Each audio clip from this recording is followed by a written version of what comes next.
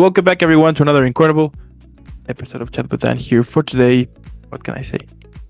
We're already having an incredible super badass evening because she's back on the show. The incredible, amazing, the badass, the superstar, the legendary, the unique, the incredible Bri. Bri, how are you today? I'm good. Your intros always get me, so I'm even better now. There you go. And what better way to have an incredible Super Monday and an epic start of the week that to be chatting again with someone as badass and legendary as you. You know what I mean? I agree. Same back to you. There you go. I love it. Now, if you are new to the channel, don't forget to leave a like, subscribe, follow, helps a lot. But also, on the description below, you're going to find all of Bri's social media. Let's follow her. If by this point you don't know why she's super badass, you're going to find also the first chat. So you could be like, oh, okay, I get it now. Oh, super easy going. Also, hope you enjoy this episode. Don't forget to get a drink or two. Sit back, relax, and let's chat. So for today, Let's do it. it's a whole other thing here. So on the first episode, we basically talk about why you're super badass and how your whole acting career started. For today, we're basically gonna talk about what are some of your thoughts on how the whole entertainment industry would be in the next 10 years, right? Yeah. So with that being said, I'll start with the first question, which is, with the rise of streaming platforms and on-demand content, how do you foresee the traditional how do you foresee the future of traditional cinema over the next 10 years? Hit it. Yeah, I mean, as with everything, I think it's definitely going to shift. It already has a lot. I'm sure there's things we don't even know. Like, we didn't predict streaming 10 years ago, so I'm sure there's like ways to consume media that haven't even entered our brains yet. But I definitely think streaming is going to stick around for a while. I mean, most people I know don't have like regular cable anymore and primarily stream, especially children. So because it's starting in younger generations and now they're used to having access to media so easily, I think that's only going to heighten. I feel like also our attention spans are a little bit shifted, especially with like TikTok and things. So I've definitely noticed a shift, especially for children's content. It's a lot more hyperactive or just like quicker episodes. Fair enough. When was the last time you went to the movies? Ooh, it's been a while. I mean, I'm working on a show right now, so a lot of my time is sucked into that. But yeah, I probably haven't been for like 2 months since I moved to New York. Okay. Yeah, and I love the movies, so it's not like I'm not wanting to go. And do you think that perhaps somehow, right, with the whole streaming platforms, do you think that somehow we are returning to the old cable time? You know what I mean? Because I mean, right now, not everyone has only one streaming service. I think at least everyone has two, right? So when you think about it, somehow perhaps we're kind of returning. I mean, due to the whole prices, because when you kind of sum up the whole, like how much you're paying, somehow it looks like you're paying cable again. You know what I mean? Or like, what are your That's thoughts? true. Yeah, I've never thought about the price point. That's so true. I feel like price range now, people are probably spending just as much. But I still don't think we're probably going to go back to cable. I just feel like people are so used to having access to media so quickly and having all the episodes at their fingertips and no commercials for the most part. So I still think people are going to stick to streaming services. But you're right. I'm sure the prices and everything will just continue to go up. I have seen that, for example, here, some cable companies are offering streaming services. For example, you pay them and then you will have a Disney account or a Max account or a Prime account, like depending. Yeah. You know what I mean? So it's interesting how Mm-hmm. everything going, because yeah, perhaps we are not returning to the cable era, but perhaps the cable companies are, using now this idea to perhaps we could hire streaming platforms on our own so we can offer those Mm-hmm. services to them, as a plus, let's Yeah. say. You know what I mean? Yeah, and like bundle them together. I could totally see that. And I could see other platforms, because of course they're competing too, trying to like make sure they're still relevant and having content. And I'm sure to try to do that, they're pairing up with other streaming services now. Totally, totally. Yeah, it's interesting this like how everything. But Hmm. I kind of miss cable sometimes. Like that excitement knowing that every Thursday or every Monday or whatever it was the next Yeah. episode for your favorite TV show, and you will gather either your friends or perhaps on your own, and then the next day on school you'll be like, did you saw what happened last night? Yeah, I totally, like I feel like that feeling Yeah. somehow is has totally disappeared into streaming platform, which you can binge watch a Hmm. series in just one day. You know what I mean? Totally. Yeah, I think you're right. I think we've lost some of that. Yeah. And Yeah, moving because on. Sorry, yeah. we kind of had a break where like TiVo and like recording episodes were popular for a while. Like that kind of seems like the little bridge to me. Where like Hmm. at first you had to catch the shows on cable, then we could record them if we missed them, and now we've kind of gone to streaming. Totally. Did you ever record an episode when you were little, or of any Yeah. TV show? I remember when we got like, I mean, it was some version of TiVo to like record things, and I thought it was incredible because if I had like soccer practice or something that night and I missed American Idol or whatever I was watching, like it was so fun and cool that I could watch it later, like fast forward through the commercials. Like I remember thinking that was really cool. Yeah. Yeah, okay. I like it. I like it. And Yeah. how do you think the advancements in technology, like deepfake AI and virtual reality, will Mm. influence the acting profession? Oh, yeah, that's a huge one in the industry. It already is influencing the industry a lot. I'm a voiceover actor and I've seen castings. It'll even warn me at the bottom, like, don't apply if you're not in some way okay with participating in the AI industry because they're already trying to kind of use our voice for continuous work. So instead of just recording one commercial, you've recorded all of the letters or all of the phrases, then now they can reuse your voice continuously. And yeah, I've heard the same with like even background actors where they're trying to use their likeness to then duplicate it for other jobs. So I'm sure it will only continue, unfortunately, depending on how we protect that and how the industry stands up against that. But we're getting the technology to do more and more of that. So, of course, if there's shortcuts or way to save money or any of that, I'm sure productions will try to take advantage of that. Yeah, it's totally scary, right? How everything Hmm. it's advancing, and also regarding the Yeah. regarding AI, that I mean it may happen that at some point you might not even hear in this planet anymore, and your voice will still be circling around into commercials every now and then. You know what I mean? Hmm. Yeah, it's true. Yeah. Yeah, it's really crazy to think about. Yeah, and also the fact that sometimes it will scan like your likeness, so they can put your face Hmm. on projects. I remember I in one of the interviews that I had, they were telling me that for this huge TV show, they Hmm. used the face from one actor, but the editors made a mistake and they put the same face in two different persons, and the actor didn't knew about it. And when once he saw the show, he was like, "Wait a second, that's my face." You know what I Wow. mean? And Yeah, and they and were that, using it. yeah, it's weird. That's so interesting. Granted, I feel like editing processes have done more than we realized for a while.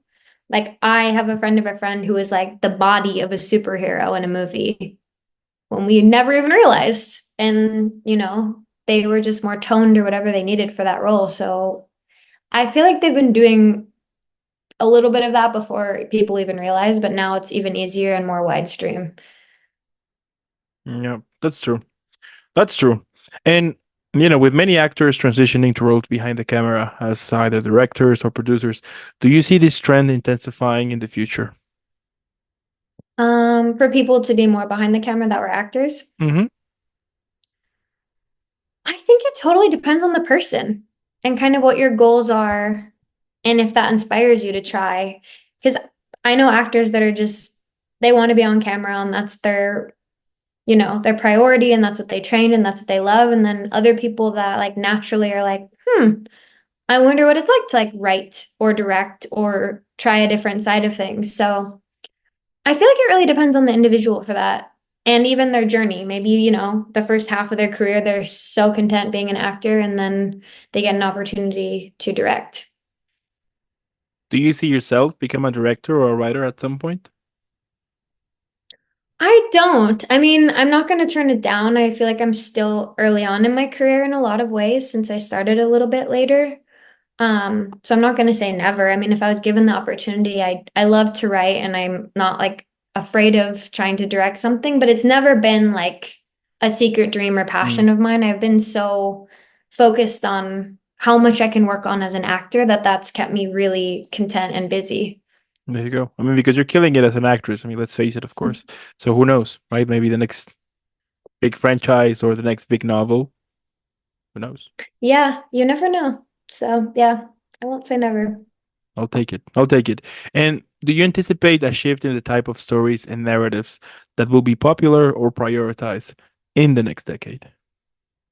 Absolutely. I think as it should, I think storytelling in films and TV shows reflect society and the changes and the issues that we're having at that time, which is good because then it reflects and people can feel seen and heard and gets them to think about things. But as far as specific topics, I'm not really sure. I think mental health will be a big one, because it's becoming less stigmatized and more talked about. So I would say that for sure. But yeah, I could see a lot of issues that are becoming more relevant or even like fears in society. Like I've noticed a lot, even after COVID, there was kind of people wanting to incorporate stuff like that because it's on their mind. Yeah, that's true. I think COVID was kind of the breaking point to uh, Hmm. get it to show people out there that there's mental problems around, and not because you're having one, that doesn't mean you're crazy, right? As back then, if you somehow said you were going to a therapist or something like that, you will be marked as someone crazy, Hmm. or that is everything okay at home, something like that. And Exactly. right now, it's just part of the basic needs of a regular person, and it's okay for you to go to therapy, and everyone will be recommended Hmm. to you can go to therapy because it's okay for you to kind of seek help and kind of get help you to get away from being in a position in which you were stuck somehow. Hmm. So Yeah, I totally agree. Yeah, I feel like yeah. we're not afraid to talk about stuff like that as much. Or even like sensitive subjects. I feel like we're kind of opening up more a little bit. Yeah, I think that is one of the things that we're missing to have the chance to speak more about sensitive topics. I think that Hmm. maybe some people are like a little bit afraid to express them somehow in order not Hmm. to not to offend anyone somehow. But I think that depending on your approach, I mean, I think that if your approach from the beginning is to be respectful and just to raise awareness about a Hmm. specific topic, it's gonna be okay unless you are seeking absolutely to insult or to cause a fire. Then you know what I mean. So Yeah. Yeah, which I'm sure happens, but hopefully topics are presented in a respectful way that people can connect to and learn from. totally, totally. And how do you think the role of film festivals will evolve, given the increasing accessibility of digital platforms for showcasing new talent? I've only seen an increase in film festival work since I've moved to LA in the past like 4 or 5 years. So I don't see it going away. I feel like there's such a community around film festivals, and there's still something so beautiful and special about seeing your work up on a big screen. Um, that I don't anticipate that being replaced. And I feel like there's only been like more festivals that are open, travel is more accessible to people, and people have more tools to get equipment that are like good cameras that they can submit to festivals. So if anything, I've seen an increase. Hmm. Yeah. I'm hoping if we can get the chance to I mean, yeah, it is open, but more like open worldwide, like globally. For Hmm. example, I'm still struggle till this day to find, for example, if an actor that I'm gonna interview or someone that I interviewed in the past is gonna to kind of release a new project, or sometimes it's still Hmm. super difficult to me to find that specific project. I ended up asking them like, Yeah. hey, can you send me a link to it so I can check it? So yeah, it would be great if Yeah. we could, open it more. So I agree with that. Yeah. Because yeah. it's always hard. They take longer than you ever think. Yeah, and they ended up entering some crazy shady websites, and I'm like, okay, no, this is not the right place. Yeah, avoid that. Totally, totally. Um, and tell me, with mental health becoming, as we were saying before, a prominent Mhm. discussion, do you see the industry adapting practices or policies to support actors and crews' well-being more effectively? I sure hope so. Right now, I feel like there is a slight gap where we're like talking about mental health more, but not like in some ways applying it. Because even like the turnaround for set times and things, like it can be a lot on people, and like your physical body is important to help reflect your mental health as well. Like I really, as much as I can, prefer to get like a good night's sleep, especially if you're working or being very emotionally full the next day.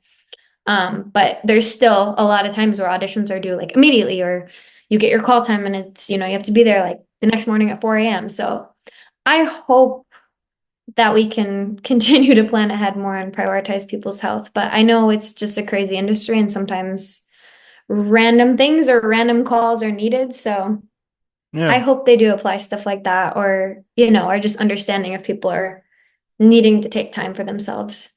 totally. And what do you think about this phrase, the show most goes on? Yeah. Yeah, What do you think about that? I'm such a like determined, like persevere through it type of person. So at first glance, I'm like, yes, the show must go on. Like nothing will stop. But I know that there's like a negative side to that. And like you said, like physical and mental health. I mean, I have an autoimmune disease. So a lot of times I'm like, your health has to come first. Like sometimes the show cannot go on if you need to go to the hospital or like really take care of yourself, or, if someone has like a death in their family or something, that's important. But yeah, as in our industry, I feel like that's the mentality a lot, and it's really easy to fall into that. And for the most part, I really am someone that's like, yeah, let's go. Let's like push through it. I want to work through this. But yeah, sometimes you need to really respect the situation and see if you need to take a break. Yeah, I mean it's tricky, right? Because when you think about it, time is of the essence and time is money. So Totally. somehow, if you were producing something and you know that producing either a short film it's crazy expensive, Mm-hmm. it's kind of I mean, when you put it in, yeah, when you think about it on the other side, you're like, yeah, I mean, not to, not to be, not to, Yeah, don't take it the wrong way, but you need to make it's sure true. that the show goes on. But at the same time, if you're on the other way, you're like, yeah, but people need to rest and to, so Mm-hmm. I think it's kind of a Yeah. tricky question, with no kind of with just one answer. I think it's kind of this gray area Mm-hmm. in between. That it depends on how you balance it. You know what I mean? Totally. Yeah. Yeah. I feel like for the most part, when it really comes down to it, it's like those are the production days. They already booked it. Like if you don't show up, they will replace you. So yeah, sometimes it is a little scary, but Yeah. yeah, I feel like you can push yourself to a certain point and everyone should know their stopping and breaking point. Like during your whole career at this point, have you ever pushed yourself to be like, I'm super tired, I can't handle it anymore, but I need to do this, so let's go. Definitely. Yeah. There's, a lot of late nights, a lot of emotional prep. And yeah, with someone that has some health issues, sometimes you definitely have to push yourself and it can be exhausting. But yeah, somewhat of it's part of the industry. And then some of it, I need to keep myself in check and make sure I'm not pushing it all the time. There you go.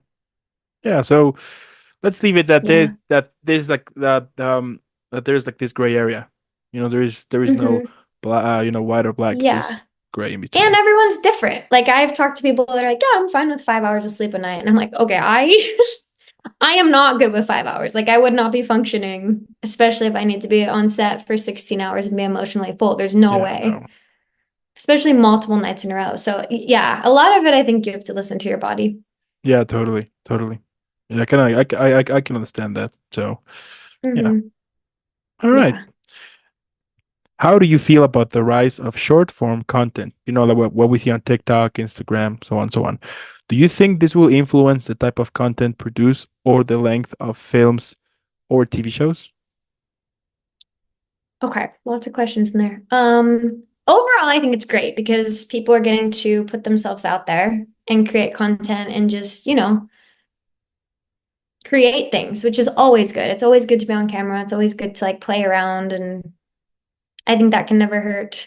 Um, as far as it affecting like films and TV shows, I like to think they kind of all stay in their lane to a certain degree. They can still affect each other. I mean, there's huge trends that you'll see reflected in a TV show or like talked about, or some people have gotten famous from TikTok or YouTube and then they have transitioned to film, which is awesome.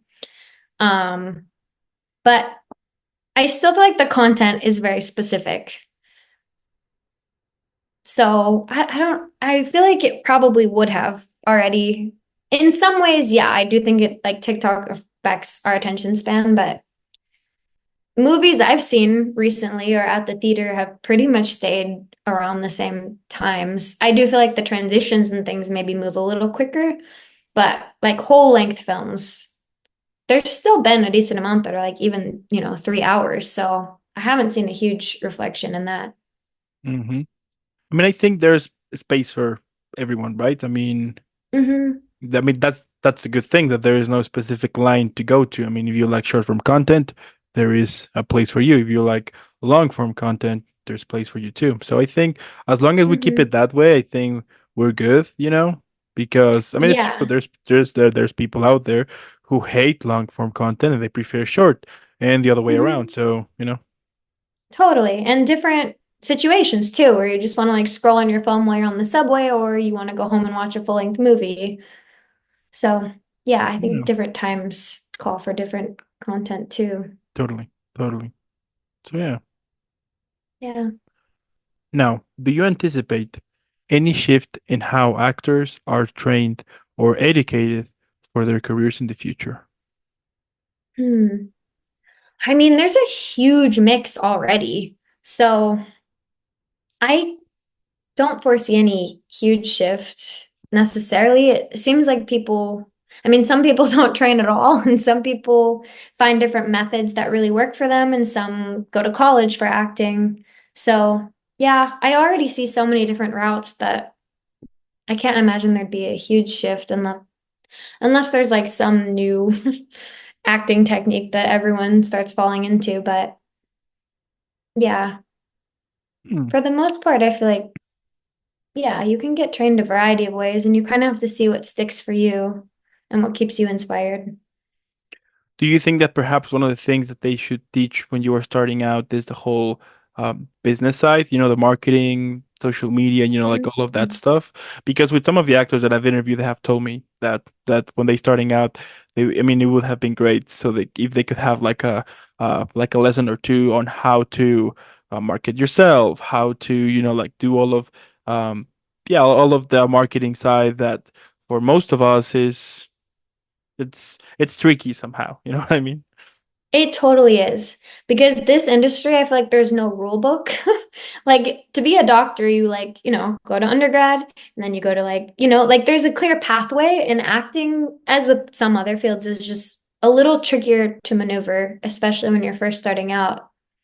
I don't think that should be obviously replacing acting technique and work and emotional work, but it would be helpful, I think, for a lot of people because especially for me and my creative brain, like I get so excited and want to focus on acting, but then I'm like, okay, I want to make sure I'm like applying it the correct way or like showcasing my work because yeah, social media and the way you brand yourself and like making connections and finding agencies, like that is all very helpful and important in the industry as well. So yeah, I think it could definitely help.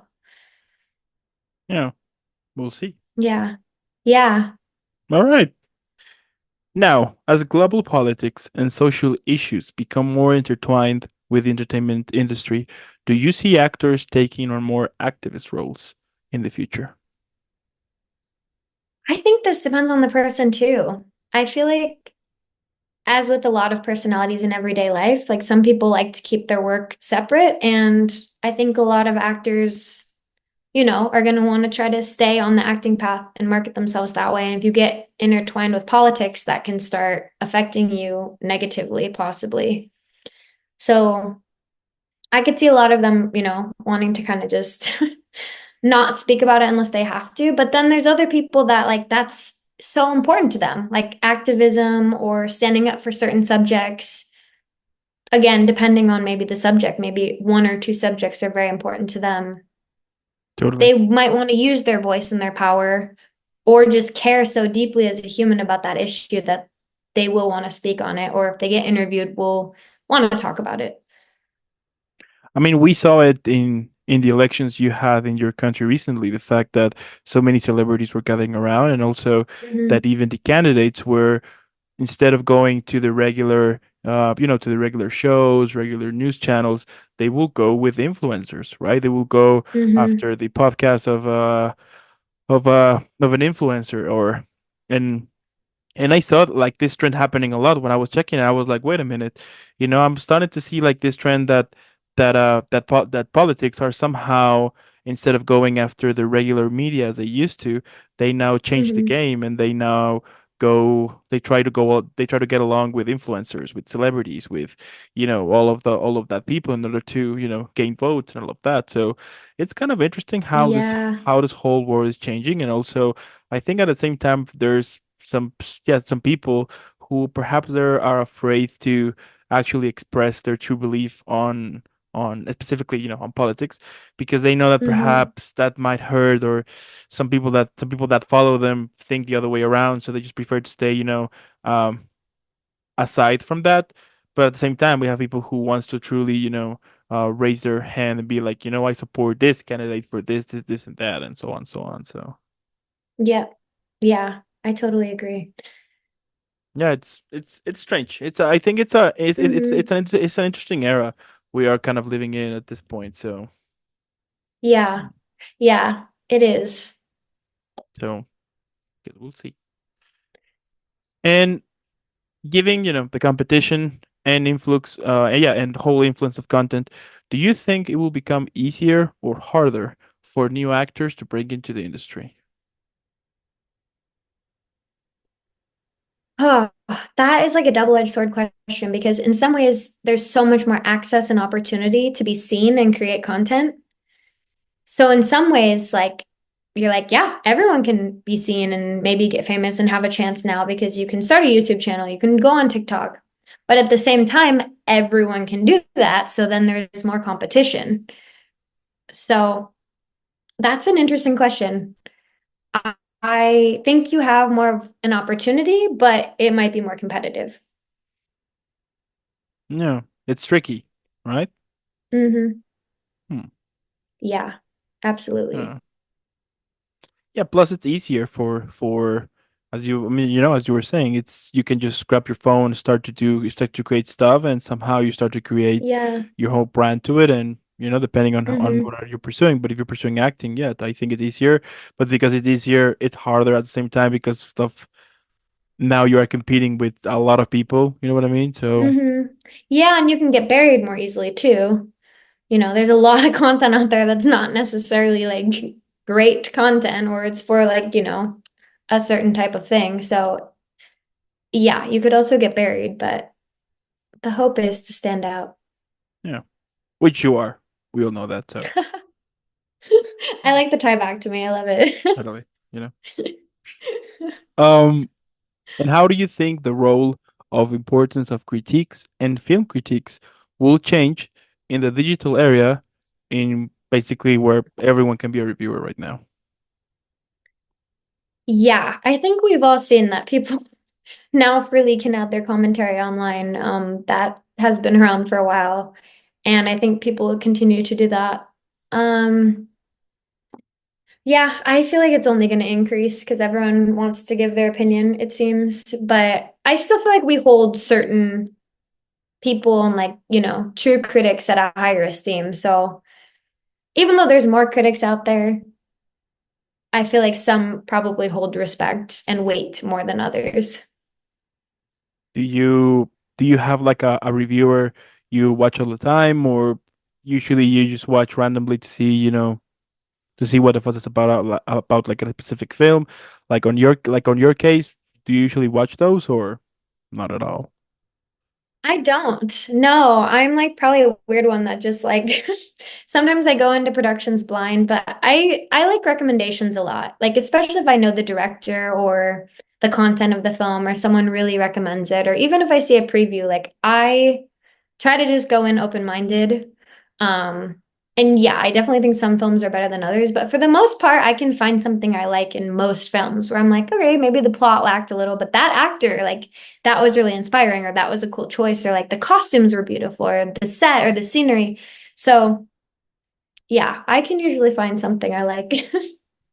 I mean, it's also depending on your taste. Sometimes I have discovered that the things that Yeah. I like, sometimes people don't, and I'm like, Yeah. I'm the same way. Yeah, I feel like even I have people that are like, we can't watch anything until I check it out on Rotten Tomato. And I'm like, there are films I've loved that have had a bad review. So to me, I don't want to dismiss films or work because of that. yeah, everyone deserves. Yeah, and even though Yeah. even if they say that a film is bad, I will end up watching it because I want to know why it's bad. And Yeah, perhaps sometimes that piques your interest just as much. it only happened once actually that I went to the movies and I was like, this is Mhm. horrible. I can't watch this anymore, and I ended up leaving. Yeah. I was like, I get it now. I get it now why everyone was hating it somehow. So, Yeah. but Yeah. But perhaps at people least you're like in it. the know then. You know, Yeah. Yeah. interesting, interesting, Yeah. and as I mean, we are close to Christmas, New Year. This whole year Hmm. is about to be over. Tell me, how do you feel about 2024? Like, how do you felt this year, and what are some of the things that you are Mm. expecting or excited about the next year? Ooh, yeah. I mean, it's so wild to even think the year's wrapping up. So crazy. I feel like I was just making New Year's resolutions for last year. Um, I feel like a lot has happened this year. I mean, between like the strikes and just the election and so many things and a lot of big productions, and there's been a lot that's gone on like in the industry and just in my life in general. So, yeah, overall I feel like 2024 has been a very like a year of growth and knowledge, if anything. Maybe not all good knowledge and growth, but we have, yeah, made some headway, I would like to think. As far as 2025, I don't know what to expect. I think there will be a lot of changes on the horizon. And I think if anything, it'll get people to maybe want to stand up for changes more too. I think it'll be a very analytical year. Um, and maybe people will start reflecting on certain decisions more. I'm curious if we'll have more strikes or what will end up happening in the industry. Yeah, yeah, I think it's yeah, totally. Couldn't agree more. I think it's time. I mean, we are heading into this time in which people are raising their voice more now, which is great. Hmm. And at the same time, I mean, I do think that as long as we are stay true to ourselves and we support those who support those we follow and all of that, I think we Hmm. will be okay, you know? So Yeah, yeah, I'm hoping so as well. tricky times. So I guess we will see, Yeah, I guess only time will tell. right? And my last question, so we can all Mhm. enjoy and relax. I think you already know what am I gonna ask? So here it is. What do you think that could be the best title for this episode? Ooh, I knew it was coming and I still don't feel prepared. Hmm. I think I will call it growth. Okay, Yeah. I Yeah. like Whether it. that's good or bad growth, I feel like we're in an age of growth. So just growth. Yeah. Whether that's accepting it or wanting it for the future, I Mm. think I think growth will be the key word. Sounds like a franchise to me. Sounds like the epilogue on something. Oh no. It kind of does. And it does. Yeah. I mean, at the end, what can I say? It's true that we are heading into some crazy, crazy time somehow. I mean, we will have to, time will tell. But as I was saying before, I think as long as we stay positive to it and we stay, yeah, we basically support each other. I think we will be all right, Mhm. instead of, um, dividing ourselves. But anyway, and at the same time, it's incredible to know that you're still rocking out there, that you are still shining out there. I love it. I definitely, one of the things that I love the most is to every now and then watch, to watch what the people that I've interviewed are doing, and to see that they keep rocking out there. I mean, that's super cool. So Well, thank you so much. absolutely. Yeah, it's a crazy time, but yeah, I think hopefully if we keep seeking growth and stay patient and in all of our work can connect, I think hopefully we will make it through and continue on. Absolutely. Plus, as long as we have someone as badass as you, who is shining up the way, what else can we ask? There you go. See, I will try to keep shining. Sounds like a plan to me. So I want to thank you so much for making this happen. I also want to thank those who stayed the whole episode. Let us know what you think in the comments below. If you like it, Yes. great. If you didn't, well, too bad. I was wondering where that was going.